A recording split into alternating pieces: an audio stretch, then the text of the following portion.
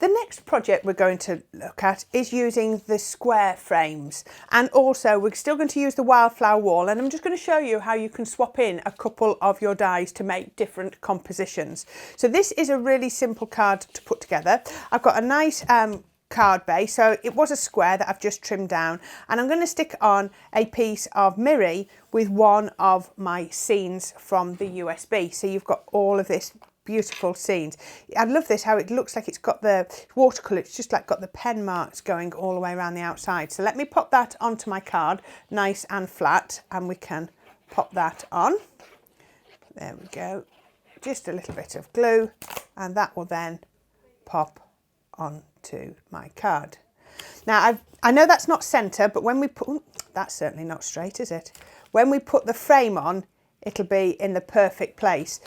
But I just had to resize that image because that image started off as A4, and obviously that was too big. To bring it down into a size where it was going to show through my aperture, I've just got it a little bit off centre. Now what I've done is I've cut two of the frames into this card. So I've used a large one to cut the first frame, then I laid it on top of my pink card, and then I cut the second one, so that I've got this beautiful little boundary, you know, like frame going round. So I'll stick those two together first because I find this the easiest way to do that. You'll see I've also stamped a sentiment on there, and so you must do that before you stick it together, otherwise it's going to have foam tape on and lumps and bumps and everything. So let's go round that aperture, and those two will go on flat. Now you could put foam tape behind here, but I just like to do those flat, and you'll see I've got the perfect little border all the way around the outside as well. So I've got border on the inside, border on the outside. Now can you see when I put that on there how lovely that looks? So you almost got a card. If you just put a bow on there, you could just put a sprig of flowers just around there, and that would be a perfect card. But what I've actually got is I've got the wildflower wall, and I'm just going to pop that inside. So just look at that. So if we look at that now, with that there, and then we pop the wall on, can you see how suddenly, let me make sure that's lined up, we've got dimension. That then pushes that building backwards and it brings the wall forward. So if we just look without the wall and then with the wall, again, it's all about adding that dimension. So we can pop that onto our card base, and I'm just using my foam tape. And that's what you need to do, is just cut out all, you know, your different dies and just play around placing them where you think they would look best. So I want a bit of the wall showing there. I'm just using this as a guide. There we go. So it just looks like you're on a ramble coming past and you're looking at the house through that aperture. So we can take the backing off our foam tape now. I love it when I use this tape. Never comes off, doesn't this backing? Hopefully this roll will be gone soon.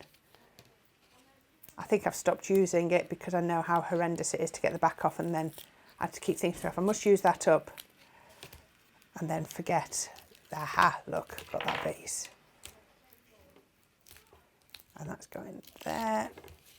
And there we go. All the bits off the back. There we go. So I've actually got double thickness foam tape on here because I've got the wall just there with a single thickness. If I didn't, it wouldn't lift off. So I've got double thickness. Let me show you round. There we go. Double thickness round most of it, and then single thickness just here and here where the wall is going to pop through, just so that it lies nice and flat. There we go. So that's nice and flat just because of the way we've put the foam tape. Now I have got this one here, which is Cook's Garden. So it comes like that, and we cut it out. Now you can pop this on here. So if I was to pop this on here, I would then trim that down, and then you could maybe have a couple of chickens popping. Actually, I might pop that one the other side of the frame. There we go. And that one just here. Look at that. Again, it's all about perspective, adding that dimension. You've got smaller ones at the back, larger ones at the front. Or what you could do is bring in your poppy cross and pop that just there. And then that completely changes the look. So, you know, it's entirely up to you whether you put something like the poppy cross on or you put the Cook's Garden on. So I'm going to pop this one on for now, and I'm just going to pop that on, and I'm just going to trim it just to here.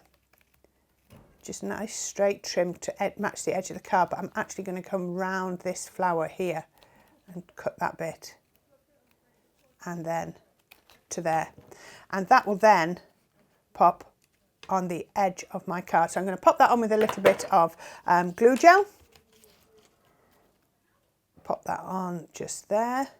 Now that's going over the aperture, isn't it? So just pop a little bit just there, and then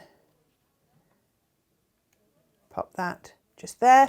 Then we did the chickens, didn't we? We put the largest one at the front, and then we put the smaller one just inside the frame, just like that.